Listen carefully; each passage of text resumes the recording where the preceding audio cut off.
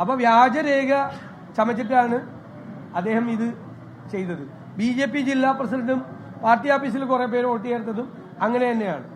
അതൊക്കെ ഇലക്ഷൻ കഴിഞ്ഞിട്ട് നമുക്ക് ചലഞ്ച് ചെയ്യാൻ പറ്റുള്ളൂ. ഞങ്ങളാരും ചേർത്തിട്ടില്ല.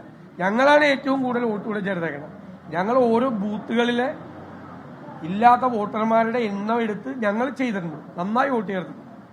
ഞങ്ങൾ 5500-ലധികം വോട്ട് ഞങ്ങൾ ചേർത്തിട്ടുണ്ട്.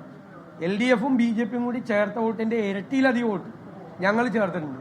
ഞങ്ങളുടെ ബൂത്ത് കമ്മിറ്റികളാണ്. അതാത് ബൂത്തുകളിലെ ലിസ്റ്റ് ഞങ്ങൾ എടുപ്പിച്ച് അവർക്ക് പ്രത്യേകമായ പരിശീലനം കൊടുത്ത് ട്രെയിനിങ് കൊടുത്തിട്ടാണ് ഞങ്ങൾ ചെയ്തേക്കുന്നത്. ഉറപ്പായിട്ട് ചെയ്യും.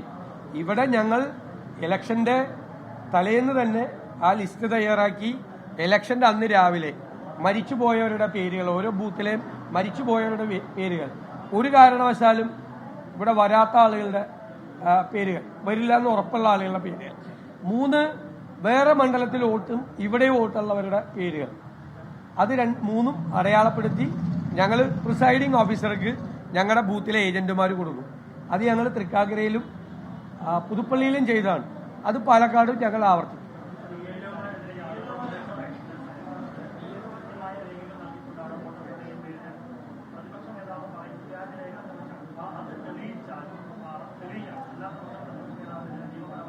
അല്ല, നിയമപരമായിട്ട് പോകും. എന്നെ പേടിപ്പിക്കണം. നിയമപരമായിട്ട് നടപടി ഞാൻ അന്വേഷിക്കാതെ ഒരു കാര്യം പറയില്ല.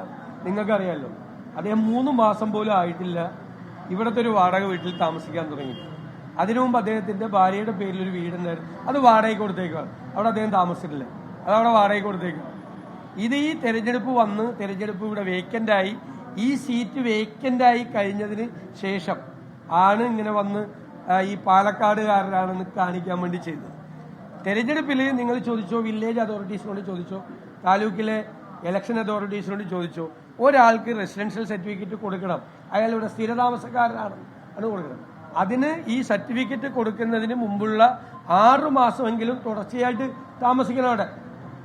ഞാൻ അദ്ദേഹത്തിന്റെ പത്നിയെ കുറിച്ച് പറഞ്ഞില്ല, അവര് വിദേശത്താണ്. ഇദ്ദേഹമില്ല, ഇദ്ദേഹം ഇവിടെ ഇല്ലാതെ എല്ലാവർക്കും അറിയാവുന്നതല്ലേ.